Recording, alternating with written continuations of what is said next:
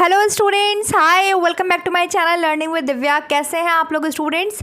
और आज जो है आपके 1 जून है और आज मैं आपको एक टॉपिक पढ़ाने जा रही हूं जो कि आपके गृह प्रबंधन का टॉपिक है, होम मैनेजमेंट का टॉपिक है, मनी मैनेजमेंट, धन व्यवस्थापन। ठीक है, मनी मैनेजमेंट के अंदर आपके एक टॉपिक आता है फैमिली इनकम, पारिवारिक आय। मैं इसको थंबनेल में भी ठीक करूंगी, आय नहीं पारिवारिक आय की आज हम बात करेंगे, जो कि बहुत इंपॉर्टेंट टॉपिक है। यहाँ से क्वेश्चन आपके एग्जाम से पूछे जाते हैं। कुछ बच्चों को आज भी इस टॉपिक में बहुत ज़्यादा डाउट्स हैं, तो मैं पूरी कोशिश करूंगी कि मैं मेरे पॉइंट ऑफ व्यू से आपके डाउट्स को क्लियर कर सकूं। तो चलिए स्टार्ट कर लेते हैं students, let's start the topic. आप लोग मेरे साथ लाइव चैट में कनेक्ट कर लीजिए, ज्वाइन कर लीजिए और टॉपिक को समझिए अपने अपने नोट्स निकाल के। चलिए स्टार्ट करते हैं फैमिली इनकम को पढ़ना। फैमिली इनकम को पढ़ने से पहले मैं आपको इनकम क्या होती है, इनकम का कुछ मतलब बताऊंगी, फिर आप समझ पाएंगे जो लास्ट ईयर क्वेश्चन आया था 2021 में, उसका आंसर क्यों अप्रत्यक्ष आय। ठीक है, एक बार हम इसको डिस्कस कर लेते हैं। ठीक है, फिर हम फैमिली इनकम की ओर बढ़ेंगे। चलिए स्टार्ट करते हैं स्टूडेंट्स, गिव मी 1 सेकेंड। हाँ जी, देखिए सबसे पहले तो स्टूडेंट्स आपको फैमिली इनकम को पढ़ने से पहले इनकम को समझना होगा। What is income. ठीक है, हम पारिवारिक आय की बात नहीं कर रहे हैं, हम आय की बात कर रहे हैं, इनकम की बात कर रहे हैं। देखिए कोई भी व्यक्ति हो, कोई भी इंडिविजुअल हो, उसको निश्चित अवधि में अपने प्रयत्न द्वारा जो आय प्राप्त होती है, अर्थशास्त्र में उसे हम आय बोलते हैं, इनकम बोलते हैं। कोई भी व्यक्ति हो उसे आय हमेशा 2 ही स्वरूप में प्राप्त होती है। आय के 2 रूप होते हैं, आय के, पारिवारिक आय के नहीं, आय के। ठीक है, इनकम जो होती है स्टूडेंट्स वो आपको आपके एफर्ट से, आपके प्रयत्नों से निश्चित समय अवधि में प्राप्त होती है। फिर चाहे आप फिजिकल एफर्ट लगा रहे हो, चाहे आप मेंटल एफर्ट लगा रहे हो। तो आपको पता है आय की प्राप्ति 2 प्रकार से होती है। शारीरिक प्रयत्न से हमें मजदूरी मिलती है, मानसिक प्रयत्न जब हम करते हैं, जैसे मैं मानसिक प्रयत्न कर रही हूँ, आप मानसिक प्रयत्न करते हैं, टीचिंग करते हैं, इंजीनियरिंग करते हैं, डॉक्टरी करते हैं, तो आपको उसके बदले में वेतन मिलता है, सैलरी मिलती है। ठीक है, और जो फिजिकल एफर्ट करता है जैसे मजदूर, तो उसको उसकी मजदूरी मिलती है। ये तो आप समझते हैं। आय हमेशा 2 स्वरूप में प्राप्त होती है स्टूडेंट्स। आय की प्राप्ति 2 ही रूप में होती है। कैसे होती है? एक आपके डायरेक्ट होती है और एक आपके इनडायरेक्ट होती है। इनडायरेक्ट होती है, मैंने बात करी है आय की, पारिवारिक आय की या रियल इनकम की बात नहीं कर रही हूं। अब क्या है, कुछ स्टूडेंट्स के माइंड में डायरेक्ट और इनडायरेक्ट देखते ही वो रियल इनकम पे चले जाते हैं, पारिवारिक आय पे चले जाते हैं, रियल इनकम पे चले जाएंगे कि रियल इनकम के 2 पार्ट हैं, direct income, indirect income. Real income के 2 पार्ट हैं, real direct income, real indirect income. Not direct और इनडायरेक्ट, सीधे डायरेक्ट इनडायरेक्ट नहीं, उसको वास्तविक प्रत्यक्ष आय या वास्तविक अप्रत्यक्ष आय बोलते हैं। इस बात को समझिए, आपको आय हमेशा 2 ही रूप में प्राप्त होती है। आपने जॉब करी, आपके हाथ में आपकी सैलरी आ गई, आपने अपना मकान किराए पे दिया, आपको उसका किराया मिल गया, आपको लगान मिल गई, आपको रिटायरमेंट के बाद आपको पेंशन मिल रही है। जो भी चीज़ आपको मुद्रा के रूप में मिल रही है ना, जिस भी चीज़ की प्राप्ति आपको मनी की फॉर्म में हो रही है ना, वो डायरेक्ट इनकम है। वो डायरेक्ट इनकम है जो हमें मुद्रा के रूप में प्राप्त होती है। ठीक है, मुद्रा के रूप में प्राप्त होती है, उसे हम डायरेक्ट इनकम बोलते हैं, प्रत्यक्ष आय बोलते हैं। लास्ट ईयर क्वेश्चन था विरासत में मिली हुई आय किसका उदाहरण है, तो वो ऑब्वियसली अनडायरेक्ट इनकम का वो उदाहरण है। आपको पापा की आय मुद्रा के रूप में प्राप्त हो रही है? जी नहीं।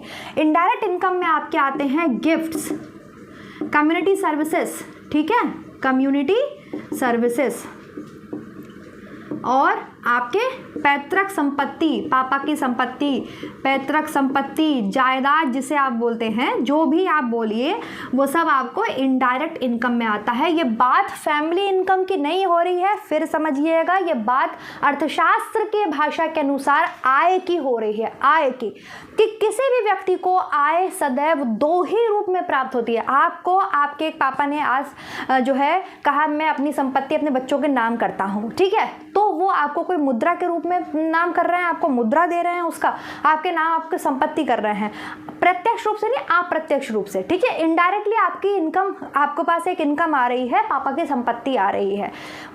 डायरेक्ट इनकम वो होती है जो कि आपको मुद्रा के रूप में मिलती है। ये बात है अर्थशास्त्र के अनुसार, हमने आय की बात की है। आय सदैव व्यक्ति को 2 ही रूप में प्राप्त होती है, या तो प्रत्यक्ष मुद्रा के रूप में, मनी के रूप में, आपको कोई बैंक चेक मिल गया, ड्राफ्ट मिल गया, आपको पास करेंसी मिल गई, ठीक है, किसी भी कंट्री की करेंसी है आपके पास, कुछ भी है जो कि मुद्रा के रूप में है आपके पास, वो आपको वेतन है, आपकी सैलरी है, आपका लगान है, किराया है, पेंशन है, ये सब आपको डायरेक्ट इनकम में आता है।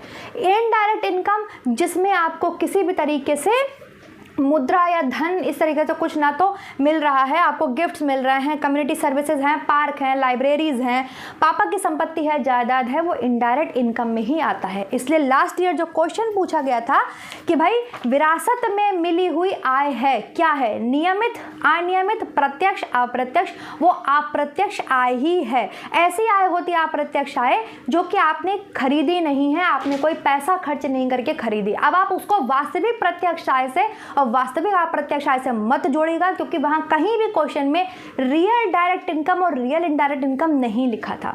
समझ में आ रहा है? मोस्टली होता है, जनरली होता है कि बच्चे जहां देखा डायरेक्ट, जहां देखा इनडायरेक्ट, सीधे जोड़ देते हैं उसको रियल से। वो रियल के पार्ट हैं दो, वास्तविक आय के पार्ट हैं दो।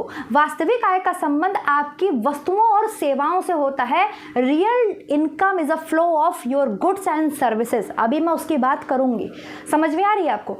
लेकिन जब हम आय की बात करते हैं, इनकम की बात करते हैं, केवल जस्ट इनकम की बात करते हैं, तो इनकम हमेशा हमें दो रूप में प्राप्त होती है, डायरेक्ट रूप में और इनडायरेक्ट रूप में। धन की प्राप्ति दो ही स्वरूप में होती है, या तो प्रत्यक्ष रूप से होगी या अप्रत्यक्ष रूप से होगी। प्रत्यक्ष रूप से मुझे सैलरी मिल रही, मुझे मेरा किराया मिल रहा है, मुझे लगान मिल रहा है, मुझे जो है मुझे ये क्या कहते हैं पेंशन मिल रही है मेरे रिटायर होने के बाद, तो मुझे प्रत्यक्ष रूप से मिल रही है। ठीक है, कोई मुझे गिफ्ट दे गया, पापा ने संपत्ति दे दी, चाचा ने भी अपनी संपत्ति में मेरे को नाम दे दिया अपना, तो ये इनडायरेक्ट रूप से मिल रही है, अप्रत्यक्ष आय है। यहाँ कहीं भी वास्तविक प्रत्यक्ष आय, वास्तविक अप्रत्यक्ष आय आपसे नहीं पूछा गया था। ठीक है, ये बात समझ में आई? ये हमने बात करी है इनकम की। इनकम क्या होती है? जो किसी भी व्यक्ति को अपने प्रयत्नों द्वारा प्राप्त होती है, या बोल सकते हैं सेवा द्वारा संपत्ति के बदले जो आय प्राप्त होती है, उसे हम अर्थशास्त्र में इनकम बोलते हैं।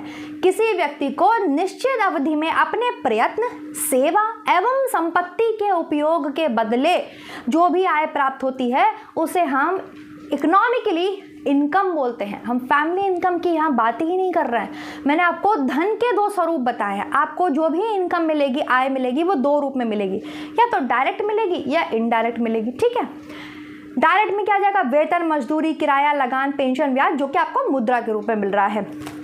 अप्रत्यक्ष आय, गिफ्ट, पार्क, निःशुल्क आवास, पैतृक संपत्ति, जायदाद, ये सब जो कि सेवा और वस्तु के रूप में मिल रहा है। आपको इनडायरेक्ट इनकम हमेशा गुड्स एंड सर्विसेज के रूप में मिलती है। किसके रूप में मिलती है? गुड्स एंड सर्विसेज के रूप में। ठीक है, गुड्स एंड सर्विसेज के रूप में आपको क्या मिलती है? इनडायरेक्ट इनकम मिलती है। ये हमने बात करी है सिर्फ इनकम की, आय के स्वरूप की, पारिवारिक आय की बात नहीं करी है। अब करेंगे हम बात पारिवारिक आय की। ठीक है, इतनी चीज समझ में आई सबको? चलिए, धन की प्राप्ति कैसे होती है? हमें धन की प्राप्ति तो भाई हमें दो ही प्रकार से होती है। धन की प्राप्ति, धन के स्वरूप नहीं, धन की प्राप्ति। टाइप्स ऑफ मनी तो ये दो हो गए, डायरेक्ट एंड इनडायरेक्ट। समझ में आ रहा है? ये आय की बात करी है मैंने, इनकम की बात करी है, पारिवारिक आय की बात नहीं करी है। दिमाग खोल के अपना सुनिएगा और समझिएगा कि आपने जहां देखा direct, indirect, real real real real, ये तो रियल है, ये रियल है, ऐसा नहीं होता है। तभी आप आंसर गलत करके आए थे लास्ट ईयर, क्योंकि आपने क्वेश्चन समझा ही नहीं, डायरेक्ट इनडायरेक्ट देखा, सीधे रियल तक पहुंच गए। पापा की संपत्ति तो रियल डायरेक्ट इनकम है, वो अलग कॉन्सेप्ट है, ये अलग कॉन्सेप्ट है। ठीक है, अभी इसमें आपको सप्लीमेंट्री इनकम, संपूर्ति आय भी आप पढ़ेंगे, अभी आप इसमें प्रोडक्टिव इनकम पढ़ेंगे, अभी मैं आपको इसमें हिडन इनकम पढ़ाऊंगी। बहुत से टाइप्स हैं इनकम के।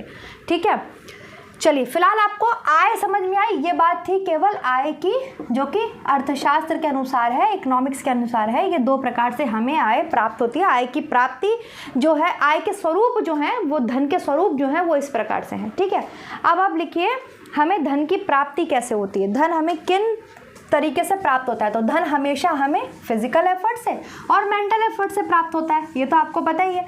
फिजिकल एफर्ट जहाँ हमको शारीरिक प्रयत्न करना पड़ता है, जैसे मजदूर बिल्डिंग बना रहा है तो उसको उसकी मजदूरी मिलेगी। ठीक है, मैं या आप टीचिंग कर रहे हैं, डॉक्टरी कर रहे हैं, इंजीनियरिंग कर रहे हैं, बैंक में काम कर रहे हैं, तो हमें क्या मिलेगा? हमें हमारी सैलरी मिलेगी महीने भर की। जबकि मजदूर को उसके एक दिन की दिहाड़ी मिल जाती है, उसको उसकी मजदूरी मिल जाती है। तो आय की प्राप्ति शारीरिक प्रयास से मिलती है और आपको मानसिक प्रयास से मिलती है। जो मानसिक प्रयास कर रहा है वो सैलरी उठाता है, जो शारीरिक प्रयास कर रहा है वो मजदूरी उठाता है। इतना तो आपको पता ही है। चलिए अब आते हैं फैमिली इनकम पे। अब आप यहाँ इनकम हटा के डालेंगे फैमिली इनकम, पारिवारिक आय, फैमिली इनकम। फैमिली इनकम क्या होती है स्टूडेंट्स? देखिए, एक परिवार को निश्चित अवधि में, महीने में, साल में जो इनकम प्राप्त हो रही है, एक पूरे परिवार को, नॉट एन इंडिविजुअल, पूरी फैमिली को जो आपके एक निश्चित अवधि में, मैं इसकी डेफिनेशन ग्रॉस एंड क्रेंडल की पढ़ना चाहूँगी। पारिवारिक आय मुद्रा, पारिवारिक आय मुद्रा मतलब मनी, वस्तु सेवाओं मतलब गुड्स एंड सर्विसेज, तथा संतोष का वह प्रवाह है, सेटिस्फैक्शन, तीनों आय आ गई, मुद्रा, money, goods and services, real income, और संतोष का वह प्रवाह है जो परिवार में अधिकार में उसकी आवश्यकताओं और इच्छाओं की पूर्ति करता है और उत्तरदायित्वों के निर्वाह होते आता है। मतलब अब परिवार में 5 लोग हैं, 5 लोग कमाने जाते हैं, तो 5 अपना उत्तरदायित्व निभाते हैं, 5 अपना जो है रिस्पॉन्सिबिलिटी निभाते हैं, और 5 की इनकम मान लो 10-10 हज़ार है, तो परिवार की आय कितनी हो गई? पारिवारिक आय हो गई 50,000। कितनी होगी पारिवारिक आय? 50,000, क्योंकि 5 की आय आपके परिवार में आ रही है और 5 को वो आय जो है मुद्रा के रूप में मिल रही है, गुड्स एंड सर्विसेज के रूप में मिल रही है, और फिर उसका उपयोग करके उनको सेटिस्फैक्शन मिल रहा है, साइकिक इनकम उनको मिल रही है, वही पारिवारिक आय है। तो ग्रॉस एंड कैंडल बोलते हैं family income is that stream of money, goods and services and satisfaction that comes under the control of the family. एक परिवार की आय कितनी हुई? 5 लोग परिवार के काम करने वाले हैं, एक की 10,000 है, तो परिवार की आय कुल मिला के हो गई 50,000, क्योंकि 5 को 10-10 हज़ार मिलते हैं। इतनी बात आपको समझ में आई? To be used by them of satisfy need, desire and discharge obligation। I hope इतनी चीज़ आपको समझ में आई होगी। पारिवारिक आय क्या है? अब देखिए, पारिवारिक आय के आपके 3 प्रकार होते हैं। पारिवारिक आय के आपके 3 प्रकार होते हैं, आप लिखेंगे। किसी भी निश्चित समय अवधि में मासिक वार्षिक प्रयत्नों से परिवार के सदस्यों को जो आय प्राप्त होती है वो उसकी पारिवारिक आय है। पारिवारिक आय की डेफिनेशन आप समझ गए। अब पारिवारिक आय आपके 3 प्रकार की होती है, जिसमें पहली इनकम होती है आपकी मनी इनकम, दूसरी होती है आपकी रियल इनकम मतलब वास्तविक आय, और तीसरी होती है आपकी PSY, है ना, PSY, CHIC, साइकिक इनकम। ठीक है, जिसे आप मानसिक आय बोलते हैं, इसे आप वास्तविक आय बोलते हैं, इसे आप मुद्रिक आय बोलते हैं। सिंपल, जो मुद्रा के रूप में प्राप्त होती है एक परिवार को, ठीक है, जो मुद्रा के रूप में प्राप्त होती है एक परिवार को, वो क्या है? आपके मौद्रिक आय है, मनी इनकम है। चाहे फिर वो बैंक का ड्राफ्ट हो, चाहे वो चेक हो, चाहे वो करेंसी हो, चाहे वो लगान हो, चाहे वो वेतन हो, चाहे वो आपकी सैलरी हो, जो भी हिंदी इंग्लिश में आप बोलो, जो मुद्रा के रूप में प्राप्त होती है एक परिवार को। 5 सदस्य कमाने जाते हैं, 5 की सैलरी आती 50,000, तो 50,000 जो सैलरी हाथ में आ रही है वो मनी इनकम है। ठीक है, रियल इनकम क्या होती है? It is the flow of goods and services used और available to family for any given period. ये आप में, इसमें आपके सेवाएं आती हैं, इसमें आपके वास्तविक आय में आपके गुड्स एंड सर्विसेज आती हैं। ध्यान से समझिएगा, वास्तविक आय आपके फ्लो है गुड्स एंड सर्विसेज का। इसमें वो सेवाएं आती हैं, वो वस्तुएं आती हैं जो या तो आपको धन खर्च करके मिलती हैं या बिना धन खर्च किए कोई ना कोई प्रयत्न करके आपको प्राप्त होती हैं। समझ में आ रही है? वास्तविक आय क्या होती है? वास्तविक आय का संबंध गुड्स एंड सर्विसेज से है, वस्तुओं के, ये वस्तु से और आपके जो सेवाएं हैं उससे संबंधित है आपके वास्तविक आय। रियल इनकम एक परिवार की वो इनकम है जो एफर्ट करके मिलती है, या तो थोड़ा बहुत पैसा खर्च करके मिलती है, या बिना पैसा खर्च करे किसी परिवार को जो आय मिल रही है उसे हम वास्तविक आय बोलते हैं, रियल इनकम बोलते हैं। It is the flow of goods and services. ये बात ध्यान रखिएगा, बहुत इंपॉर्टेंट चीज़ है। रियल इनकम में it is the flow of goods and services used और available to family for any given period. इसमें वे सेवाएं आती हैं जो एक परिवार को एफर्ट से, या तो पैसा खर्च करके या किसी प्रकार से एफर्ट करके मिलेगी, या बिना पैसा खर्च करके भी मिल जाती हैं। सेवाएं और वस्तुएं, मुद्रा के रूप में नहीं, सेवाएं और वस्तुओं की बात हो रही है। जो मुद्रा के रूप में इनकम मिल रही है वो तो मौद्रिक आय है, लेकिन कुछ चीज़ें ऐसी हैं, एक परिवार के अंदर आप रहते हो, बहुत सी सर्विसेज को आप इंजॉय करते हो। फॉर एग्जांपल, आपके पापा ने आपको घर बना के दिया, आपने तो नहीं बनाया ना, आपका जो घर है वो किसने बना के दिया? आपको आपके पापा ने बना के दिया। आप उसमें रह रहे हो, लॉट्स ऑफ एक्टिविटीज़ कर रहे हो, अपनी ज़िंदगी के मज़े ले रहे हो, ये सर्विसेज तो हैं। ये आपकी वास्तविक आय में तो आएगा, आपकी सर्विसेज तो हैं जिसका लाभ आप उठा रहे हैं। समझ में आ रही है मेरी बात? या आपकी मम्मी आपके लिए खाना बना दे रही हैं, बहुत सी चीज़ें हैं और भी इसके एग्जांपल्स हैं, हम अभी बात करेंगे। फिलहाल आप वास्तविक आय समझिए, इसमें आपके ये वस्तुओं के और सेवाओं से संबंधित है। किससे संबंधित है? ये वस्तु और सेवाओं से संबंधित है। कौन सी? आपके वास्तविक आय। ये आपके दो प्रकार की होती है, ये आपके दो प्रकार की होती है। कौन कौन सी? रियल डायरेक्ट इनकम, ठीक है, रियल इनडायरेक्ट इनकम, ये आपके रियल डायरेक्ट इनकम है। वास्तविक प्रत्यक्ष आय और वास्तविक अप्रत्यक्ष आय।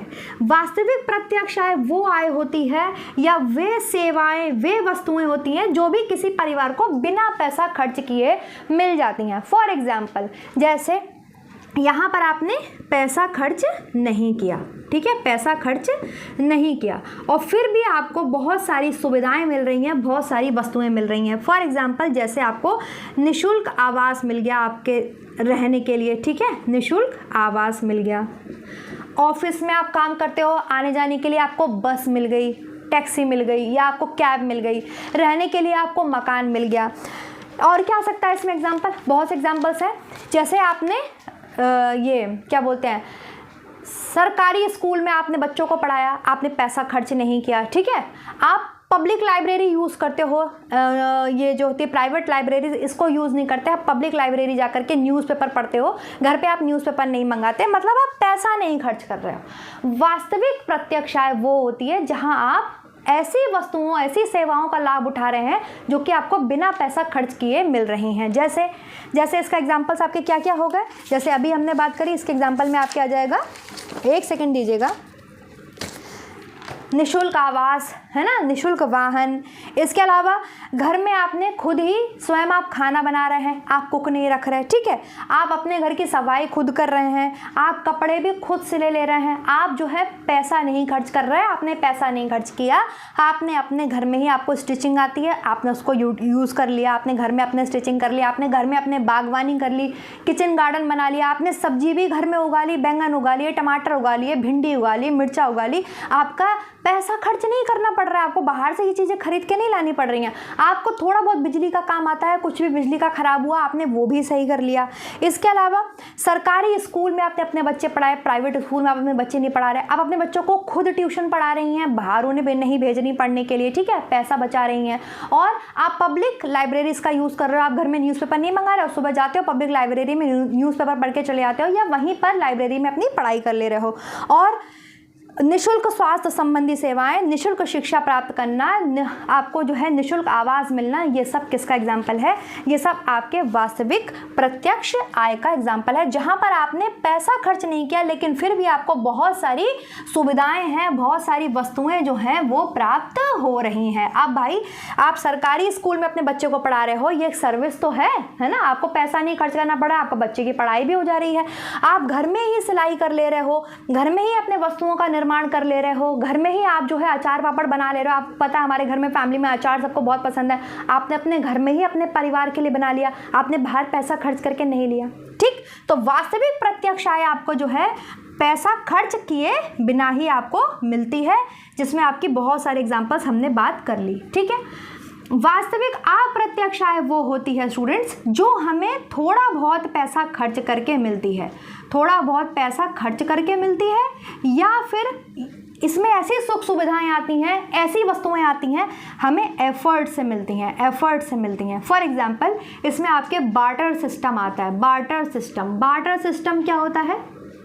बार्टर सिस्टम क्या होता है? वो वाला वस्तु विनिमय प्रणाली इसमें आता है। जैसे मेरी सहेली है, एक सेकेंड, मेरी सहेली है, उसको भाई अचार बहुत अच्छा बनाती है वो, ठीक है, तो वो मैंने उससे कहा तू मेरे लिए अचार बना दे, मैं तेरे बच्चों को ट्यूशन्स पढ़ा दूंगी। ये होता है बार्टर सिस्टम, इसे क्या बोलते हैं, बार्टर सिस्टम। तो वो यहाँ आता है। कैसे मिला मुझे वो अचार, कैसे मिला, मुझे थोड़ा सा एफर्ट लगाना पड़ा। वो जो वस्तु थी या वो जो लाभ था, वो जो सुविधा थी, वो मुझे कैसे मिली अचार की, मुझे थोड़ा सा उसके लिए उसके बच्चों को पढ़ाना पड़ा, तो उसका भी काम हो गया भाई, उसके बच्चों को ट्यूशन्स मैंने पढ़ा दी, उसके बदले में उसने मुझे अचार बना के दे दिया। ये जो होता है ये सिस्टम होता है बार्टर सिस्टम। तो कहने का मतलब ये है कि जो वास्तविक आय है उसका संबंध आपके गुड्स एंड सर्विसेज से होता है, वस्तुओं से, सेवाओं से संबंधित आय ये होती है। एक परिवार को सेवाएं हैं, वस्तुएं हैं, वो किस प्रकार से प्राप्त हो रही हैं। तो सेवाएं और वस्तुएं परिवार को या तो पैसा खर्च करके प्राप्त होती हैं, थोड़ा बहुत उनको एफर्ट लगाना पड़ता है तब वो प्राप्त होती हैं, या वो उनको बिना पैसा खर्च किए भी मिल जाती हैं। कुछ सुख सुविधाएं तो परिवार को बिना पैसा खर्च किए भी मिल जाती हैं, जैसे ये वाली, आपने पब्लिक लाइब्रेरी यूज़ करी, आपने सरकारी स्कूल में अपने बच्चों को पढ़ाया, आपने सरकारी अस्पताल में अपना इलाज कराया, तो ये क्या हो रहा है, ये प्रत्यक्ष रूप से आपकी आय बच रही है ना, आपका पैसा बच रहा है ना, आप तो पैसा खर्च नहीं कर रहे हैं। तो ये आपके वास्तविक प्रत्यक्ष आय में आ गया। वास्तविक अप्रत्यक्ष आय के लिए आपको पैसा खर्च करना पड़ता है, थोड़ा बहुत पैसा खर्च करना पड़ता है या फिर एफर्ट लगाना पड़ता है, जिससे आपको वो सुख सुविधाएं मिल पाती हैं। फॉर एग्जाम्पल, मुझे अचार चाहिए था तो मैंने मेरी सहेली के बच्चों को पढ़ा दिया, उसने मुझे बढ़िया सा अचार बना कर दे दिया। इसको बोलते हैं बार्टर सिस्टम। वो किस में आता है, वास्तविक अप्रत्यक्ष आय में आता है। ठीक, और क्या सकते हैं इसके एग्जांपल्स, बताती हूँ मैं, वेट, देखिए एक सेकेंड दीजिएगा। इसमें आपके आएगा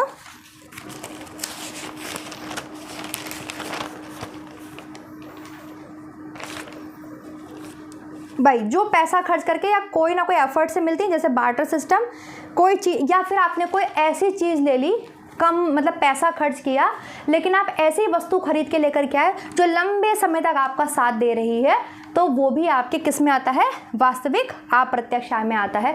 आपको सुख सुविधा मिली, आपने कोई बहुत अच्छी कंपनी का फ्रिज ले लिया, ठीक है, या बहुत अच्छी कंपनी का कोई कपड़ा ले लिया, लंबे समय तक वो आपका साथ दे रहा है, आपको बार बार फ्रिज हैं, इलेक्ट्रॉनिक्स हैं खरीदने की ज़रूरत नहीं पड़ती ना, तो वो आपके इनडायरेक्ट इनकम में आता है, रियल इनडायरेक्ट इनकम में आता है। आपने पैसा खर्च किया लेकिन आपको अच्छी सुख सुविधा मिल गई, आपको अच्छी कंपनी का आप फ्रिज खरीद के लेकर के आए, लेकिन आपको थोड़ा सा पैसा खर्च करना पड़ गया। समझ में आ रहा है? तो जहां पैसा खर्च करना पड़ जाए और सुख सुविधाओं का लाभ लेना पड़ जाए, वो जो इनकम होती है वो आपके वास्तविक अप्रत्यक्ष आय है।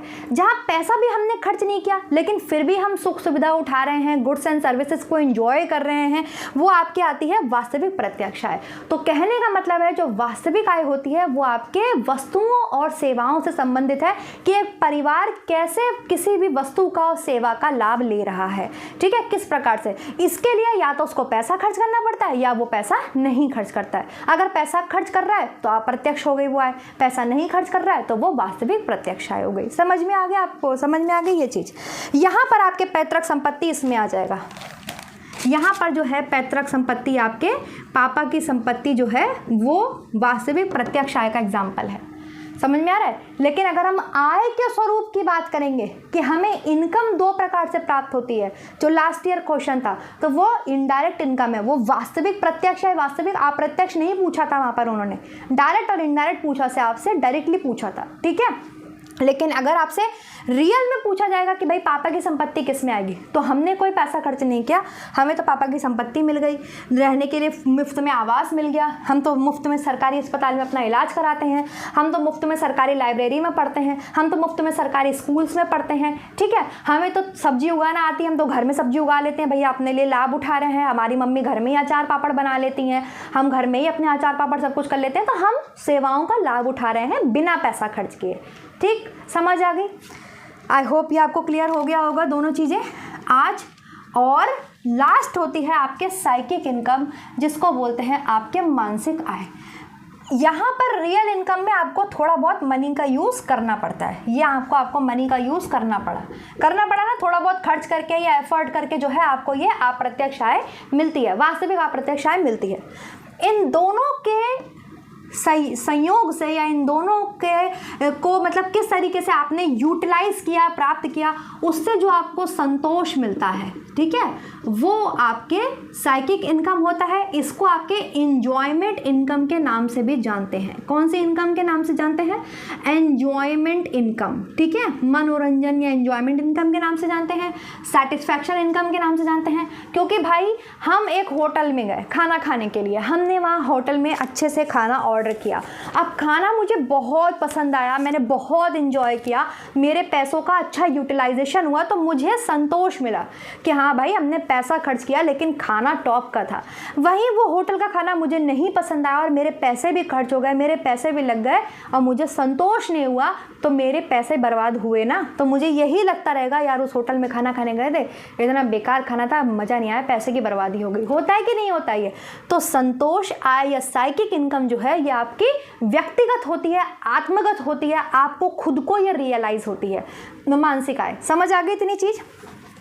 चलिए एक बार फिर से पढ़ देती हूँ मानसिक आय को मैं। It is also known as enjoyment income, satisfaction income. मानसिक आय आपकी आत्मगत होती है, इसकी प्रकृति व्यक्तिगत होती है, ठीक है।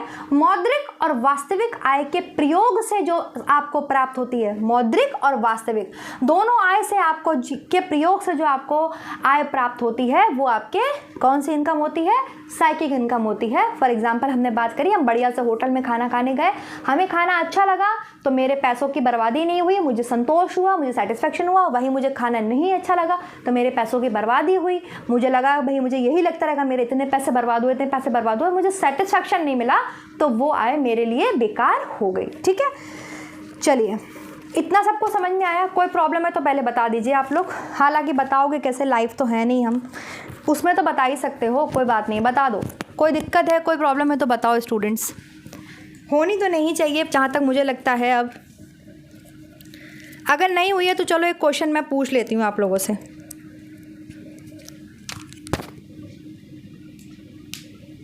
एक क्वेश्चन पूछती हूँ मैं आपसे, ठीक है, इसी से संबंधित आपसे एक क्वेश्चन पूछ लेती हूँ मैं, एक सेकेंड देना। चलिए बताइए, क्वेश्चन है, बिगाड़ दूँ, पूरा समझा दिया है मैंने आपको। ये है पारिवारिक आय। तो पारिवारिक आय आपके 3 प्रकार की होती है। मौद्रिक आय जो मुद्रा के रूप में प्राप्त हो, वास्तविक आय जो कि आपके वस्तुएं और सेवाएं हैं, आप किस तरीके से वस्तुओं और सेवाओं का लाभ उठा रहे हैं। अभी कहीं पे आपको उन वस्तुओं और सेवाओं के लिए पैसा खर्च करना पड़ जाता है, कहीं पे उन वस्तुओं और सेवाओं के लिए पैसा नहीं खर्च करना पड़ जाता है, तो वो आपके वास्तविक आय होती है। साइकिक इनकम, दोनों के प्रयोग से जो आपको संतोष की प्राप्ति होती है वो आपके साइकिक इनकम होती है। वास्तविक आय या तो आपको पैसा खर्च करके वो गुड्स एंड सर्विसेज मिलेंगी, या आपको बिना पैसा खर्च करे भी आप बहुत सी सुख सुविधाओं का लाभ उठा सकते हैं। पैसा खर्च करके मिल रही है तो वो इनडायरेक्ट हो गई, भाई मुझे पैसा खर्च करना पड़ा या कुछ एफर्ट लगाना पड़ गया, कुछ प्रयास करना पड़ गया, मुझे मेरी सहेली का बच्चा पढ़ाना पड़ गया ट्यूशन में, तब उसने मुझे अचार बना के दिया, तो वो इनडायरेक्ट हो गई। लेकिन मेरी मम्मी को बहुत अच्छी कुकिंग आती है, उन्होंने अचार बना के रखा हमारे घर में, हम सबके लिए पापड़ बना के रखे, उन्हें घर में ही सब्जी उगा ली, ठीक है। हम सरकारी स्कूल में ही पढ़े हैं, हम सरकारी सुख सुविधाओं का ही यूटिलाइज़ करते हैं, तो डायरेक्ट इनकम आ गई जहाँ हमने कोई भी पैसा खर्च नहीं किया, पापा ने हमारे और प्रॉपर्टी और नाम कर दी, ठीक है। चलो जी, ये हो गई पारिवारिक आय की बात। अब आपसे क्वेश्चन पूछती हूँ मैं, इसका आंसर बताइए मुझे। क्वेश्चन है, the flow of goods and services in a family of a particular time. The flow of goods मतलब होता है वस्तु, यहाँ पे गुड्स का मतलब है वस्तु, गुड मतलब वस्तु, गुड्स, यहाँ पे वो गुड बेस्ट बेटर वाला गुड नहीं है, गुड्स एंड सर्विसेज मतलब सेवाएं, इन अ फैमिली, हिंदी में भी बताऊंगी, okay, so don't worry, at a particular time,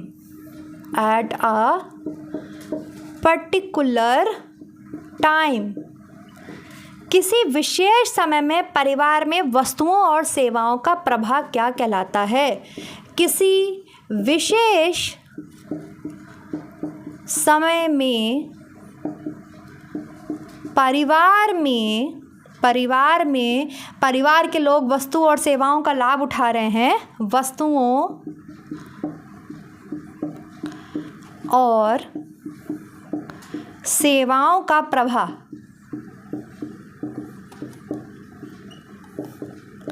क्या है बताइए? 4 ऑप्शंस हैं आपके पास। Psychic income, money income, real income या फिजिकल इनकम? बताइए क्या आंसर होगा इसका? आंसर बताइए, इसमें क्या होगा? इस क्वेश्चन का आंसर क्या होगा? The flow of goods and services. जब मैंने रियल इनकम पढ़ी थी तभी आपको डेफिनेशन बताई थी उसकी कि यह वस्तुओं और सेवाओं का प्रवाह है, कि एक परिवार किस तरीके से वस्तुओं और सेवाओं का यूज़ करता है, यूटिलाइज करता है, गुड्स एंड सर्विसेज को इंजॉय करता है। या तो पैसा दे करके उसे वो चीज़ें मिलती हैं, या उसे वो पैसा दे करके नहीं मिलती हैं, डायरेक्ट मिल जाती हैं, या उसको वो पैसा खर्च करके या कोई थोड़ा सा एफर्ट करके मिलती हैं। तो goods and services in a family at a particular time, किसी विशेष समय में परिवार में वस्तुओं और सेवाओं का प्रवाह हमेशा रियल इनकम होता है, वास्तविक आय होता है। ठीक है, क्या कौन सी आय है? वस्तुओं और सेवाओं से संबंधित कौन सी आय होती है? वास्तविक आय होती है। ये वस्तु और सेवा जो है, ये गुड्स एंड सर्विसेज जो है, किसी भी परिवार को या तो मनी खर्च करके मिलेगी या मनी बिना खर्च करे मिलेगी। अगर मनी बिना खर्च करे मिले, एक परिवार अच्छी सी सुख सुविधाओं का लाभ उठा रहा है तो वो वास्तविक प्रत्यक्ष आय में आ जाता है। अगर पैसा खर्च करके या कोई ना कोई प्रयास करके एक परिवार को वस्तुओं और सेवाओं का लाभ मिल रहा है तो वो वास्तविक अप्रत्यक्ष आय में आ जाता है। उसमें बार्टर सिस्टम आता है, ध्यान रखिएगा। वस्तु विनिमय प्रणाली जैसे वो होती है ना, तुम मुझे खून दो मैं तुम्हें आज़ादी दूंगा, फॉर एग्जाम्पल है। तो बस मैं आपको बता दे रही हूँ। ठीक, चलो आगे बढ़ते हैं। अब मैं आपको बताती हूँ संपूर्ति आय क्या कहलाती है। संपूर्ति आय एक बार पूछा जा चुका है आपसे, संपूर्ति आय क्या होती है? चलिए देखिए, आई थिंक सप्लीमेंट्री इनकम बोलते हैं संपूर्ति आय को इंग्लिश में। संपूर्ति आय क्या है बताइए, कोई मुझे बताएगा? संपूर्ति आय भी एक आय होती है। क्या है संपूर्ति आय? संपूर्ति आय कैसा लिखा है मैंने? संपूर्ति आय बताइए कौन सी आय होती है परिवार की? देखिए, एक परिवार में जॉब कर रहे हैं, ठीक है। जब भी किसी व्यक्ति की जो निश्चित आय होती है वो उसकी आवश्यकताओं की पूर्ति नहीं कर पाती। फॉर एग्जाम्पल 30,000 रुपये मिलते हैं मुझे और मेरी फिर भी जो है खर्चा नहीं हो पा रहा है, तो मैं क्या करूँगी? एक्स्ट्रा काम करूँगी, ठीक है, एक्स्ट्रा वर्क करूँगी ताकि मुझे और इनकम को मैं जनरेट कर पाऊँ और पैसा अपने लिए जनरेट कर पाऊँ और मैं अपनी आवश्यकताओं की पूर्ति कर पाऊँ। तो जब कभी भी व्यक्ति की निश्चित आय, जो नियमित आय होती है, उससे उसकी आवश्यकताओं की पूर्ति नहीं हो पा रही है तो व्यक्ति कुछ अन्य एक्स्ट्रा काम करता है, ठीक है, एक्स्ट्रा वर्क करता है। जैसे आपने सुना होगा पार्ट टाइम जॉब भी कर रहा है, एक तो खुद पढ़ाई भी कर रहा है, नौकरी भी कर रहा है, पार्ट टाइम जॉब भी कर रहा है। या आपने देखा होगा ओवर टाइम जैसे ओटी बोलते हैं, ओटीज लगती है हमारे यहाँ कंपनी में लगती है, ओटी लगाते हैं, ओवर टाइम करते हैं, ठीक है, बहुत से लोग। तो क्यों करता है ऐसे? जिससे उसके खर्चे पूरे हो जाएं। जैसे पार्ट टाइम जॉब है, ओवर टाइम है, ये जो भी आय है, जिस उसके अतिरिक्त आय, एक्स्ट्रा इनकम जोड़ने के लिए जो आप काम करते हैं वो आपकी संपूर्ति आय कहलाती है। फॉर एग्जांपल एक परिवार की संपूर्ति आय क्या होगी बताइए? आप जैसे हम परिवार में मान लीजिए 50,000 आ रहे हैं, परिवार में 7 लोग हैं लेकिन खर्चा पूरा नहीं हो रहा है, तो परिवार में मम्मा को मान लो स्टिचिंग आती है तो भाई वो घर में स्टिचिंग करने लग गई, ठीक है, स्टिचिंग करके वो क्या करने लग गई? कपड़े सिलने लग गई दूसरों के। ध्यान से सुनिएगा, बहुत ध्यान से, कपड़े सिलने लग गई दूसरों के। अचार पापड़ बना के बेचने लग गई, ठीक है भाई, अचार पापड़ बना के बेचने लग गई। अचार पापड़ बनाती है भिड़े की वाइफ, अचार पापड़ बनाती हैं, बेच रही हैं। भिड़े की वाइफ क्या कर रही है भाई? अपने हस्बैंड को सपोर्ट तो कर रही है अपनी फैमिली इनकम को बढ़ाने में। तारक मेहता का उल्टा चश्मा में हम लोग देखते हैं, तो वो क्या करती है? अचार पापड़ बना के बेचती है, अपनी फैमिली इनकम को बढ़ाती है। उनका खर्चा नहीं निकलता है भिड़े की ट्यूशन से, तो वो क्या करती है? अचार पापड़ बना के बेच रही है। या आप क्या कर सकते हो? कुकिंग कर सकते हो, कुछ भी करके पार्ट टाइम जॉब करते हैं बच्चे और आप ओवर टाइम करते हैं अगर आप किसी जॉब में हैं। संपूर्ति आय का मतलब वो होता है, ये वह आय है, ये आय का वह भाग है जो आपकी आवश्यकताओं को पूर्ति करने के लिए आप अतिरिक्त काम करके, एक्स्ट्रा वर्क करके इसको आप प्राप्त करते हैं। आपकी सैलरी जो आ रही है, आपकी जो नियमित आय आ रही है, जब वो आपकी आवश्यकताओं की पूर्ति नहीं कर पाती है तो आप ऐसा कुछ करते हैं जिससे कि आप अपनी आवश्यकताओं की पूर्ति कर सकें। आप एक्स्ट्रा काम करते हैं, अतिरिक्त काम करते हैं और अतिरिक्त काम करके आप अपनी आवश्यकताओं की पूर्ति करते हैं, परिवार की आवश्यकताओं की पूर्ति करते हैं। जैसे स्टिचिंग कर दी आपने, सिलाई बुनाई कर दी, सिलाई करने लगे, आपने घर में सिलाई मशीन रख ली, आप दूसरों के कपड़े सिलने लगे। अब देखिए, जब आप ये काम स्वयं के लिए और अपने परिवार के लिए कर रहे थे, जब यही काम आप स्वयं के लिए कर रहे थे, स्वयं के लिए, अपने लिए या अपने परिवार के लिए कर रहे थे, ठीक है, अपने परिवार के लिए जब आप स्टिचिंग कर रही थी, कपड़े सिल ले रही थी, आपको स्टिचिंग आती है तो आपने घर में ही कपड़े सिल लिए, आप घर में ही अपने अचार पापड़ बना ले रही हैं, आप घर में ही अपने गार्डनिंग कर ले रही हैं, आप घर में ही अपने सब्जी उगा ले रही हैं, तो ये वास्तविक प्रत्यक्ष आय था। कौन सी आय थी? वास्तविक प्रत्यक्ष आय थी। ठीक है, मेरी बात समझ रहे हैं? लेकिन जब आप यही काम करके पैसा ले रही हैं, पैसा ले रही हैं, पैसा ले रही हैं, ठीक है, आप अचार पापड़ बना के बाहर बेच रही हैं, आप दूसरों के कपड़े सिल के बाहर उनको दे रही हैं, ठीक है, आप उसके बदले पैसा ले रही हैं, यही आय संपूर्ति आय हो गई। कुछ समझ में आया? दिमाग में घुसा मैंने क्या बोला? संपूर्ति आय कौन सी आय होती है भाई? संपूर्ति आय की ज़रूरत क्यों पड़ी? मेरी जो इनकम आ रही थी उससे मेरी फैमिली की ज़रूरतें पूरी नहीं हो रही थी, तो मैंने कुछ एक्स्ट्रा काम करना शुरू कर दिया।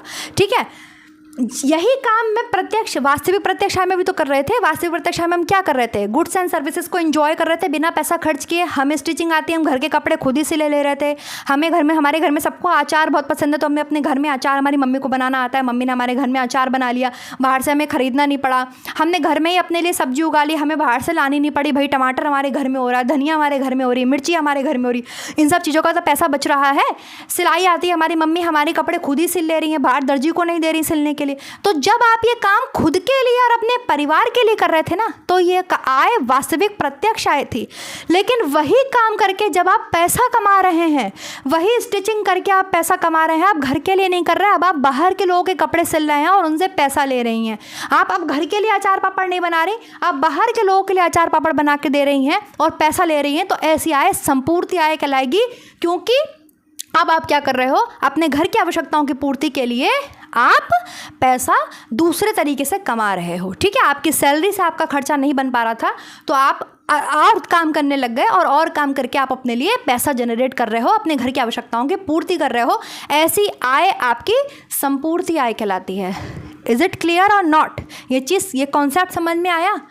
कब ये वास्तविक प्रत्यक्ष आय हो जाएगा? जब आप अपने घर के लिए काम कर रहे थे, केवल आप पैसा तो नहीं ले रहे थे ना। आपने घर में अपने बच्चों के लिए अचार बनाया, तो आपके बच्चों से पैसा लेती है क्या मम्मी? नहीं ना। तो वो बिना पैसा खर्च किया हमारे घर में अचार बन रहा है, बढ़िया, सालों साल चलेगा, वास्तविक प्रत्यक्ष आय हो गया। लेकिन वही मम्मी वो अचार बाहर बेच रही है, दूसरों से पैसा ले रही है, घर की आवश्यकताओं की पूर्ति के लिए एक्स्ट्रा काम कर रही है पापा के साथ। पापा ऑफिस में काम कर रहे हैं, मम्मी घर में काम कर रही, तो यह आय कौन सी आय हो गई? यह आय संपूर्ति आय हो गई। Is it clear? चलिए, आई होप क्लियर होगा। अब आगे बढ़ते हैं। फैमिली इनकम का एक अनदर क्लासिफिकेशन है, उसे पढ़ेंगे हम। मुझे लगता है मैं इतना समझा पाई हूँ, मैंने बहुत एफर्ट डाला है इस वीडियो के लिए और बहुत मतलब पढ़ा भी है, बहुत सी बुक्स में, बहुत सी जगहों से इसको क्लियर किया है, तब मैं आपको ये चीज़ समझा रही हूँ। आई होप मैं आपको समझा पा रही हूँ। चलिए, एक और क्लासिफिकेशन है, वो भी कर लेते हैं। एक सेकेंड दीजिएगा। वो क्लासिफिकेशन है आपका दहेज में मिली आय। तो आपको पता ही है, सौदायिक धन होता है जिस पर स्त्री का आपके अधिकार होता है। क्लासिफिकेशन लिखिए of family income according to the Betty Stevenson. Betty Stevenson, मैंने कहा मेरा नाम नहीं याद आ रहा था उस समय। बैटी स्टीवेंसन के अकॉर्डिंग लिखिए। फैमिली इनकम का एक क्लासिफिकेशन है। जो पहला क्लासिफिकेशन है वो किसी के अनुसार नहीं है, वो पारिवारिक आय का क्लासिफिकेशन है ही, हर बुक में दिया हुआ है। लेकिन ये जो क्लासिफिकेशन मैं आपको पढ़ाने जा रही हूँ, ये बैटी स्टीवेंसन के अकॉर्डिंग है। ठीक है, तो लिखिए फैमिली इनकम का क्लासिफिकेशन है अकॉर्डिंग टू बैटी स्टीवेंसन। ठीक है, बैटी स्टीवेंसन के अकॉर्डिंग है ये क्लासिफिकेशन। इन्होंने भी फैमिली इनकम को 3 प्रकार से डिवाइड किया है। इन्होंने फैमिली इनकम को, पारिवारिक आय को 3 प्रकार से डिवाइड किया है। कैसे कैसे डिवाइड किया इन्होंने? इन्होंने डिवाइड किया है आपके प्रोडक्टिव इनकम, प्रोडक्टिव इनकम जिसको बोलते हैं आपके उत्पादित आय, प्रोडक्टिव इनकम। ठीक है, दूसरा इन्होंने भी मनी इनकम की बात करी है, मनी इनकम वही मौद्रिक आय जो एक परिवार को मुद्रा के रूप में प्राप्त होती है, मौद्रिक आय, ठीक है। और तीसरी इन्होंने बात करी है hidden income. Hidden income, hidden income, hidden income मतलब छुपी हुई आय जो आपको दिखती नहीं, आपको रियलाइज नहीं होती। अब हम इसको समझेंगे, ठीक है। समझ में आया आपको क्या पढ़ा है हमने आज? मैं क्या पढ़ा रही हूँ आपको? मैं आपको पारिवारिक आय पढ़ा रही हूँ, पारिवारिक आय समझा रही हूँ। देखिए, वेयर इज माय माइक? हाँ जी, इधर देखिए, इधर समझिए।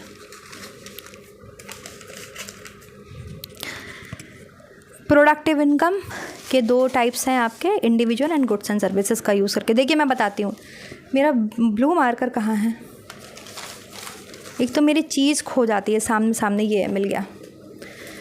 हमने अभी तक जो क्लासिफिकेशन पढ़ा, सबसे पहले तो मैंने आपको इनकम बताई कि भाई अर्थशास्त्र की भाषा में अगर हम बात करें तो किसी भी व्यक्ति को आय हमेशा दो ही रूप में प्राप्त होती है। क्लास तो चल रही है ना? हाँ कि मैं बोले जा रही हूँ, चल रही है।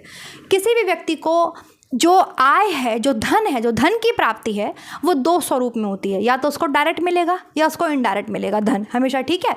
इनकम की अगर हम बात कर रहे थे केवल, तो भाई अर्थशास्त्र की भाषा में हम बात करें तो दो ही रूप में हमें इनकम मिलती है, या तो डायरेक्ट मिलेगी मुद्रा के रूप में या इनडायरेक्ट रूप में मिलेगी। तो मुद्रा के रूप में हमें मनी है, पेंशन है, ब्याज है, लगान है, ये सब मिलता है। और जबकि इनडायरेक्ट फॉर्म में हमें पापा की संपत्ति है, विरासत है, जायदाद है, गुड्स एंड सर्विसेज हैं, वो सब हमें मिलती है इनडायरेक्ट रूप में। ये हमने बात करी थी इनकम की। लेकिन जब हमने पारिवारिक आय की बात करी थी तो वहाँ पर पैतृक संपत्ति आपके वास्तविक प्रत्यक्ष आय में आ गई थी, जहाँ पे हमें कोई पैसा वैसा खर्च नहीं करना पड़ा था, लेकिन फिर भी हमें बहुत सारी सुख सुविधाएं मिल रही थी। भाई पापा ने हमारे नाम जायदाद कर दी, हमारे लिए तो वो सुख सुविधा जैसी तो है, हमारे लिए गुड्स एंड सर्विसेज तो हो गई।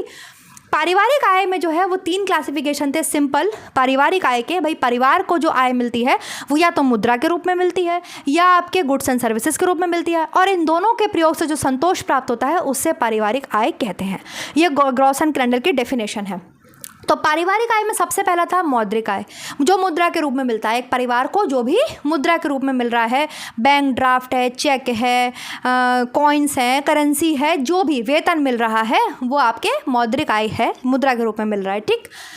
दूसरी जो बात करी थी पारिवारिक आय की वो थी रियल इनकम, जिसका संबंध था वस्तुओं और सेवाओं के उपयोग से, वस्तुओं और सेवाओं से संबंधित थी कि एक परिवार को कोई भी वस्तु और सेवा किस प्रकार से मिल रही है। या तो वो पैसा खर्च कर रहे हैं तब वो वस्तु और सेवाओं का लाभ उठा पा रहे हैं, या वो पैसा बिना खर्च किए ही वस्तु सेवा का लाभ उठा रहे हैं। पैसा बिना खर्च किए कैसे उठा रहे हैं? सब सरकारी सुख सुविधाओं का यूज़ कर रहे हैं, सरकारी स्कूल में पढ़ रहे हैं, सरकारी जो है आपके विद्यालय है, सरकारी लाइब्रेरी है, सरकारी अस्पताल है, यहाँ सब अपना इलाज करा रहे हैं, घर में ही सब्जी उगा ले रहे हैं, घर में ही जो है अपने बच्चों को ट्यूशन पढ़ा ले रहे हैं, अपने बच्चों को कहीं बाहर ट्यूशन पढ़ने नहीं भेज रहे। पापा की संपत्ति भी आ गई, वो सब वास्तविक प्रत्यक्ष आय में आ गई। लेकिन वास्तविक अप्रत्यक्ष क्या हो गई थी? जब हमें पैसा खर्च करना पड़ रहा था तभी तो हम कोई भी गुड्स एंड सर्विसेज या तो हमें पैसा खर्च करके मिलेगी। अब मुझे मान लो फ्रिज लेना है, मुझे मेरा लैपटॉप लेना, मैंने अभी नया फ़ोन लिया, मैंने अब नया फ़ोन लिया तो मैंने पैसा खर्च किया ना, लेकिन मैंने ऐसा फ़ोन लिया कि कम से कम 3 साल तो मेरे साथ रहेगा ही, ऑब्वियसली 3 से 4 साल मेरे साथ रहेगा, तो मेरा पैसा वसूल हो जाएगा। तो सुख सुविधाएं मुझे मिली, लेकिन कुछ ना कुछ या तो पैसा खर्च करना पड़ा या मुझे एफर्ट करके बार्टर सिस्टम जो मैंने आपको बताया कि तुम मुझे ये दे दो मैं तुम्हें वो दे दूंगी, तो ऐसे करके जो है वो वास्तविक अप्रत्यक्ष आय में आता है।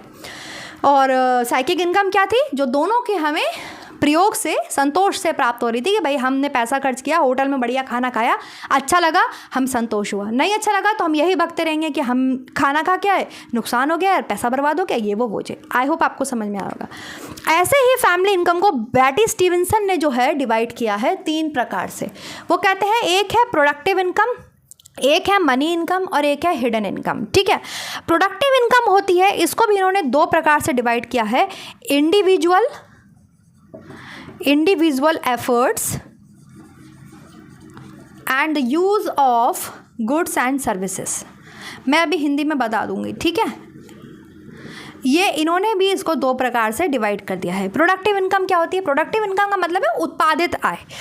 जैसे एक परिवार में मान लीजिए 5 लोग हैं, ठीक है, सॉरी, किसी को डांस बहुत अच्छा आता है, कोई डांस अच्छा कर लेता है, या मान लीजिए मेरी मम्मी को स्टिचिंग अच्छी आती है, या मान लीजिए किसी को आपके टीचिंग आती है, तो वो ट्यूशन पढ़ा सकता है। वो ट्यूशन पढ़ा कर, समझ लीजिएगा, ये वो फैमिली इनकम आप भूल जाइए, इनके अकॉर्डिंग समझिए, बेटी स्टीवनसन के अकॉर्डिंग समझिए।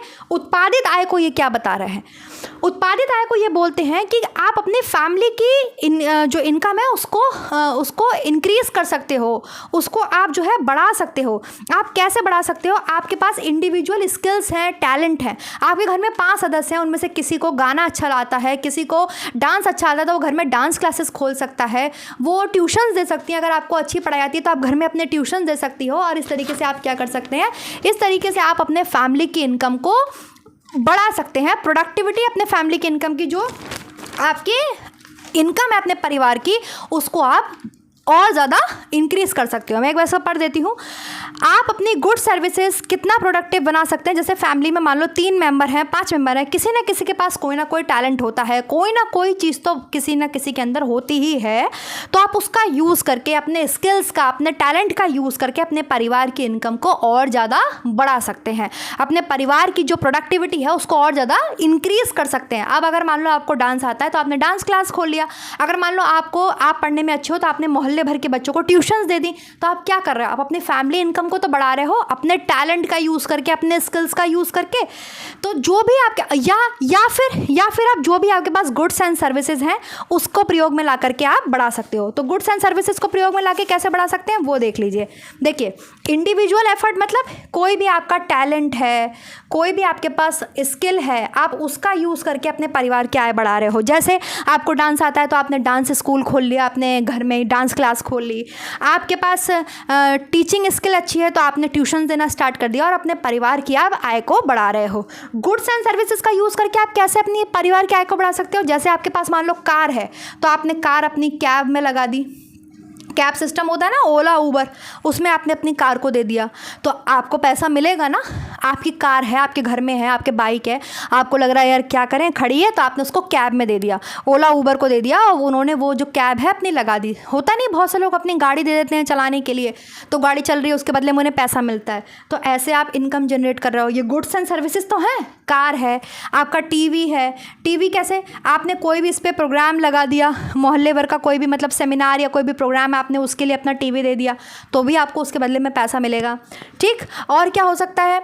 और जैसे एक सेकंड मैंने और भी मिलेगा, रेंट। सबसे बढ़िया बात तो हाउस को आपने अपने रेंट पर उठा दिया। आपका हाउस है, आपका होम है, बहुत बड़ा है, आपने कोई हिस्सा अपना उसमें रेंट पर उठा दिया। घर क्या है? घर आपके गुड्स तो है, एक गुड्स तो है, वस्तु ही तो है, आपके लिए गुड्स तो है। तो आपने अपने घर को रेंट पर उठा दिया और आप क्या कर रहे हो? इस प्रकार आप अपने परिवार की आय को उत्पादित आय मतलब प्रोडक्टिविटी को बढ़ाने में हेल्प कर रहे हो। तो बेटी स्टीवनसन के अनुसार इन्होंने परिवार की आय को 3 प्रकार से डिवाइड किया। पहला है उत्पादित आय, कि किस तरीके से आप अपनी फैमिली की इनकम को अपने पर्सनल टैलेंट और अपने स्किल से बढ़ा सकते हैं, या फिर अपने जो घर में वस्तुएं हैं उस के थ्रू बढ़ा सकते हैं। तो टैलेंट से कैसे बढ़ा सकते हैं? अगर आपको अच्छा खाना पकाना आता है तो आप घर में ही अपने टिफ़िन सर्विस आपने स्टार्ट कर दी। अगर आपको स्टिचिंग बढ़िया आती है तो आपने घर में ही अपने पार्लर आता है तो पार्लर का काम घर से चालू कर दिया, स्टिचिंग घर से चालू कर दी। ऐसा करके आप अपने स्किल से, अपने टैलेंट से आप अपने घर की इनकम को बढ़ा रहे हैं, प्रोडक्टिविटी इंक्रीज कर रहे हैं। ऐसी आय आपके उत्पादित आय होती है। या आपने वस्तुओं और सेवाओं से आप अपने परिवार की आय बढ़ा रहे हैं। कैसे? आपकी कार है, आपकी बाइक है, वो आपने ओला उबर को दे दी कि जो भैया कैब में लगा दो, हमारी गाड़ी चलवा दो, हमारी, हमें पैसा मिलेगा। ठीक है। आपके पास घर बहुत बड़ा है, आपने थोड़ा हिस्सा रेंट पर दे दिया तो आपको रेंट मिल रहा है। आपने अपना टीवी दे दिया सेमिनार में, चलो भाई हमारा टीवी, हमारा सिस्टम यूज़ कर लो, ये म्यूज़िक सिस्टम हमारा यूज़ कर लो, इसके बदले हमें पैसा दे देना। तो ये है उत्पादित आय। ठीक है। जो कोई भी व्यक्ति, जो परिवार के जो सदस्य हैं, या तो अपने स्किल्स, अपने टैलेंट के थ्रू अपने परिवार की आय को बढ़ा सकते हैं, या अपने घर में जो भी वस्तुएं हैं, सेवाएं हैं, उसके थ्रू भी वो बढ़ा सकते हैं। ठीक, समझ में आ गया। दूसरी है मनी इनकम। सिमिलर जैसे मनी इनकम होती है, एक परिवार को जो भी आय मुद्रा के रूप में प्राप्त होती है वो मनी इनकम है। ठीक है। इन्होंने मनी इनकम के भी 2 डिवीज़न करे हैं। ये लिख लिया ना, कार, टीवी, होम, ये लिख लिया ना। मनी इनकम को ये 2 प्रकार में डिवाइड करते हैं, इन्वेस्टमेंट करके और आपके मॉनेटरी गिफ्ट। ये कहते हैं 2 प्रकार से ये भी मिल सकती है। इन्वेस्ट कर दो, अगर आप अपना पैसा इन्वेस्ट कर दोगे तो उसका इंटरेस्ट आपको मिलेगा कि नहीं मिलेगा? उसका इंटरेस्ट आपको मिलेगा। है ना, वो आता नहीं है, पैसा इन्वेस्ट नहीं करा तुम्हारा पैसा धूल खा रहा है। तो पैसा इन्वेस्ट कर दिया, आपके पास मनी है, मुद्रा है, आ रही है, आपने उसको इन्वेस्ट कर दिया, तो उसके बदले आपको क्या मिलता है, इंटरेस्ट मिलता है। तो ये भी यही बताते हैं कि जो भी आय परिवार को मुद्रा के रूप में मिल रही है वो उसकी मनी इनकम है। तो या तो आप उसको इन्वेस्ट करके अपने पारिवारिक आय को बढ़ा सकते हो, इन्वेस्ट करोगे कहीं भी तो उसका आपको इंटरेस्ट मिलेगा, लाभ मिलेगा, आपकी पारिवारिक आय बढ़ेगी। या फिर मॉनेटरी गिफ्ट बोलते हैं, ये मॉनेटरी गिफ्ट। मॉनेटरी गिफ्ट मतलब आपको गिफ्ट के रूप में पैसा मिला, कोई आया, आपके पापा आए आपसे मिलने, या आपके घर में आपके दादाजी आए, चाचा जी आए, कोई भी आया, वो आपको जो पैसे दे गया गिफ्ट में, 1000 रुपये दे गया, 2000 दे गया, 500 दे गया, 100 दे गया, वो मॉनेटरी गिफ्ट। तो मतलब कुल मिला के इनका भी कहना वही है जो हमने पहले पढ़ा कि मनी इनकम वही है जो मुद्रा के रूप में प्राप्त हो रही है। ठीक है, अगर आपको इन्वेस्ट करके इंटरेस्ट मिल रहा है तो भी आपके मनी इनकम है, और मॉनेटरी गिफ्ट मतलब जो भी आपके घर में आया आपको पैसे दे गया गिफ्ट के रूप में, तो वो भी आपकी मनी इनकम है। ठीक है, मुद्रा के रूप में अगर आपको गिफ्ट दे के गया है तो वो भी आपकी मनी इनकम है, अकॉर्डिंग टू बेटी स्टीवेंसन। ध्यान रखिएगा। हिडन इनकम की बात है, छुपी हुई आय मतलब वह इनकम जो आपको रियलाइज नहीं होती लेकिन है, आपको कहीं ना कहीं उसका बेनिफिट है लेकिन आपको रियलाइज़ नहीं होता। इसके कई सारे टाइप्स हैं। जैसे पहला टाइप है इसका कम्युनिटी सर्विसेज, सामुदायिक सुविधाएं, जैसे वही पार्क है, पब्लिक लाइब्रेरी है। भाई पार्क है, पार्क का कोई हमसे पैसा थोड़ी जा रहा है, हम कोई पार्क में घुसने की एंट्री की फ़ीस थोड़ी देते हैं। या पुलिस है, फायर सर्विसेज है, आपको कोई भी समस्या होती है आप पुलिस को बुलाते हो तो उसका आने का पुलिस आपसे पैसा थोड़ी चार्ज करती है। या फायर है, कहीं आग लग गई तो तुरंत फायर सर्विस आती है, वो आपसे पैसा तो चार्ज नहीं करती। तो ये हिडन इनकम है, ये कहते हैं ये छुपी हुई आय है जो आपको नज़र नहीं आती, आपको दिखती नहीं है डायरेक्टली, लेकिन है और आपको इसका बेनिफिट मिलता है। हिडन इनकम में सबसे पहला आता है कम्युनिटी सर्विसेज। ठीक है, दूसरा इसमें ये बताते हैं, आपके आ जाएगा, एक सेकेंड दीजिएगा, साइकिक इनकम भी ये इसी में बताते हैं। ये कहते हैं साइकिक इनकम भी इसी का पार्ट है। कैसे पार्ट है साइकिक इनकम, एक सेकेंड। ठीक है, यह आपको रियलाइज़ नहीं होती हिडन इनकम, लेकिन यह भी आपके फैमिली गोल्स को अचीव करने में, प्राप्त करने में, आपको बेनिफिट देने में हेल्प करती है। ठीक है, आपको फैमिली गोल्स को अचीव करने में प्राप्त करती है। जैसे कम्युनिटी फैसिलिटीज़ लाइक आपके पार्क, यही आपके सामुदायिक सुविधाएं जो भी होती हैं, पार्क वार्क, लाइब्रेरी, पुलिस, फायर, ये सब आपके जो है फायर प्लस ये साइकिक इनकम। ये साइकिक इनकम को हिडन इनकम कहते हैं कि भाई मानसिक आय जिससे हमें संतुष्टि मिलती है। तो मानसिक आय भी आपके हिडन इनकम का ही पार्ट है। इनके अकॉर्डिंग यहाँ पे लिख लेंगे, मानसिक आय भी हिडन इनकम का ही पार्ट है। बेटी स्टीवेंसन के अकॉर्डिंग ये कहते हैं आपको जो भी मुद्रा खर्च करके जो भी संतुष्टि मिली है, आपको वो संतुष्टि दिख तो रही नहीं है ना, लेकिन आपको फील हो रही है, आपके गोल को अचीव करा उसने, आपने अच्छा खाना खाया, आप सेटिस्फाई हुए, आपको फील तो हो रही है ना, तो ये उसको भी मानसिक आय को यहाँ पे रखते हैं। इसके अलावा ये कहते हैं एम्प्लॉयमेंट बेनिफिट्स। अगर आप कहीं भी नौकरी करते हो तो आपने देखा होगा किसी को रेल का टिकट फ्री मिलता है। जो लोग रेल में सर्विस करते हैं, ट्रेन में सर्विस, ये जो रेलवे डिपार्टमेंट में सर्विस करते हैं, या जो आपके प्राइवेट्स होते हैं बंदे, आपने देखा होगा उन्हें हॉस्पिटल में जो है वो होता है बहुत बेनिफिट मिलता है। या तो उनका पूरा बिल पहले ही कैशलेस हो जाता है, या बाद में उनका सारा रिवर्स आ जाता है, वापस आ जाता है, पैसा जितना भी खर्च होता है। तो ये जो भी एम्प्लॉयमेंट बेनिफिट है, आप काम करते हो, आपको बेनिफिट मिलता है, आपकी कंपनी आपको कुछ बेनिफिट्स देती है, वो आपको दिखते नहीं हैं, लेकिन वो आपको आपके गोल्स अचीव करने में आपको हेल्प तो कर रहे हैं, बेनिफिट तो दे रहे हैं। अब जो लोग रेल का किराया जिनका मुफ्त है, भाई सोचो कहीं भी जाएँ, पूरी दुनिया में घूमने जाएँ, उनको ट्रेन का किराया फ्री मिलेगा हमेशा, है ना। जैसे मिलिट्री में जो सर्विसेज करते हैं उन्हें तो बहुत सी सुख सुविधाएं मिलती हैं। जो भी आपके आर्मी ऑफिसर्स होते हैं उन्हें तो कितने सारी सुख सुविधाएं मिलती हैं, प्राइवेट वर्कर्स को भी मिलती हैं। तो कहने का मतलब है जो एम्प्लॉयमेंट को जो भी आपके ऐसी सर्विस मिल रही है कि कहीं का किराया मुफ्त है, या आपका मुफ्त में इलाज हो जाएगा, आपको कोई भी पैसा खर्च नहीं करना पड़ेगा, आप बढ़िया से बढ़िया हॉस्पिटल में अपना इलाज करा लीजिए, आपका पैसा फ्री है, सब आपको या तो वापस हो जाएगा या कैशलेस हो जाएगा, तो वो भी इसमें आएगा, हिडन इनकम में आएगा। ठीक है, इसके अलावा ये कहते हैं कंज्यूमर सेविंग, कि आपकी कितनी स्मार्ट परचेजिंग है, आप कितने स्मार्टली कोई चीज़ खरीद रहे हो। मतलब वो होता है ना, उचित दाम में आप अच्छी चीज़ ले आए, कम दाम में, सस्ते दामों में आप अच्छी चीज़ खरीद के लाए, तो ये भी ये कहते हैं हिडन इनकम में ही है कि आपकी स्मार्टनेस, आपके खरीदने का तरीका, आपने अच्छे से चीज़ों को खरीदा, आप ऐसा नहीं है कि आप जाके दुकानदार की बातों में आ गए और बहुत महंगी चीज़ ले आए और वो चीज़ ख़राब निकली। तो ये बात कहते हैं कि हिडन इनकम में ही आपकी हैबिट्स भी आपकी आती हैं कि आप किस तरीके से कोई चीज़ खरीदते हैं। आपने कुछ लोगों को देखा होगा बहुत अच्छी चीज़ें खरीद लेते हैं कम पैसा खर्च करके, कुछ लोग नहीं खरीद पाते, उनके अंदर स्मार्टनेस नहीं है, कंज्यूमर स्मार्टनेस नहीं है, खरीदने की तमीज़ ही नहीं है, समझ नहीं है। तो ये चीज़ भी ये बोलते हैं कि ये हिडन इनकम का ही पार्ट है। बस यहाँ पर आपकी इनकम ख़त्म होती है। ये जो इनकम हमने पढ़ी है, प्रोडक्टिव इनकम और मनी इनकम और हिडन इनकम, ये हमने अकॉर्डिंग टू बैटी स्टीवेंसन पढ़ी है। इन्होंने पारिवारिक आय के 3 प्रकार बताए हैं। हमने सबसे पहले आय पढ़ी कि आय क्या है या धन के स्वरूप क्या है, या आय की हमें आय 2 ही रूप में प्राप्त होती है, प्रत्यक्ष अप्रत्यक्ष। इनकम की बात करी हमने सबसे पहले अर्थशास्त्र की भाषा के अनुसार, ठीक है। फिर मैंने आपको पढ़ाई पारिवारिक आय। पारिवारिक आय हमें 3 प्रकार से प्राप्त होती है, या तो मुद्रा के रूप में, या वस्तुओं और सेवाओं के रूप में। वो वस्तुओं और सेवाओं के लिए या तो मुझे पैसा खर्च करना पड़ता है या मुझे पैसा नहीं खर्च करना पड़ता है। और तीसरी हमने पढ़ी दोनों के प्रयोग से जो हमें संतुष्टि मिलती है, साइकिक इनकम। फिर हमने पढ़ी संपूर्ति आय। जब मेरा पैसा कम पड़ रहा है, मेरी आवश्यकताओं की पूर्ति नहीं हो रही है और उसके लिए फिर मुझे जो है एफर्ट करने पड़ रहे हैं, स्टिचिंग करनी पड़ रही है, या जो भी मुझे पसंद है, मैं ट्यूशन्स कर रही हूँ, मैं पढ़ा रही हूँ, मैं आपको क्या स्टिचिंग कर रही हूँ, कुकिंग कर रही हूँ, व्हाटएवर मैं जो भी कर रही हूँ, अगर उससे मेरी और इनकम बढ़ रही है, मेरी आय बढ़ रही है पारिवारिक, और फिर तब जाकर के मेरे परिवार की आवश्यकताओं की पूर्ति हो रही है, पार्ट टाइम जॉब है, ओटी है, ओवर टाइम है, उसे हम संपूर्ति आय बोलते हैं, ठीक है। और लास्ट हमने पढ़ा है बैटी स्टीवेंसन के अकॉर्डिंग फैमिली इनकम के टाइप्स, प्रोडक्टिव इनकम, उत्पादित आय, किस तरह से आप अपने परिवार की जो आय है उसको इंक्रीज़ कर सकते हैं, अपना खुद का टैलेंट यूज़ करके, अपने स्किल्स को यूज़ करके। अगर वही बात आपको डांस आता है, आप डांस क्लास खोल दिया आपने अपने घर में, आपको ट्यूशन्स पढ़ाने लग गए, आपको पढ़ाना अच्छा लगता है, आप अपने परिवार की आय को बढ़ाने में अपने स्किल्स का और टैलेंट का यूज़ करके हेल्प कर रहे हो, तो वो उत्पादित आय हो गई, ठीक है। दूसरा, या तो आप अपने गुड्स एंड सर्विसेज जो घर में है, आपने अपने मकान को किराए पे दे दिया, आपने अपनी कार को किराए पे दे दिया, आपने अपनी बाइक को किराए पर दे दिया, आप चला रहे हो, आप पैसा ले रहे हो, अपने पारिवारिक आय को बढ़ा रहे हो, ठीक।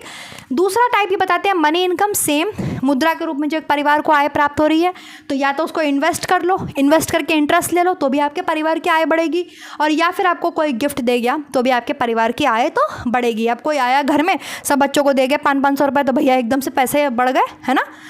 तीसरा कहते हैं ये हिडन इनकम, जो दिखाई नहीं देती लेकिन फैमिली गोल्स को अचीव करने में हेल्प करती है और आपको बेनिफिट देती है, ठीक है। जैसे कम्युनिटी सर्विस है, पुलिस है, और आपके ये फायर है, पार्क है, लाइब्रेरी है, ये आपको कोई मतलब आपको दिख नहीं रहा है इनका बेनिफिट, लेकिन इनका बेनिफिट तो है। कोई समस्या होती है, पुलिस तुरंत आती है, तो आप उसको पैसा तो नहीं देते ना।